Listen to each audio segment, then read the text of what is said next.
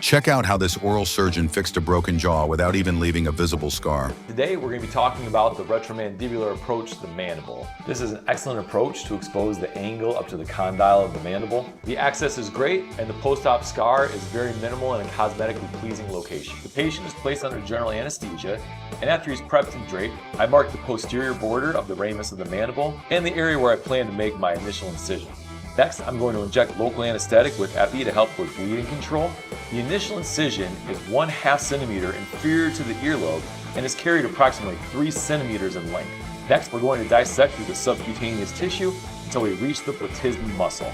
Next, I'm going to bluntly dissect underneath the platysma and incise it to reveal the SMAS and the parotid capsule. And we'll use the hemostat to gently dissect through the parotid gland, all the while looking for any sign of nerve branches.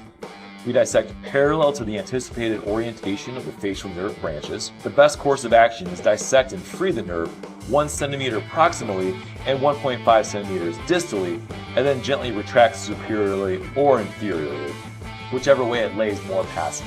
Once we are through the parotid, we start to visualize the pterygal mesenteric sling.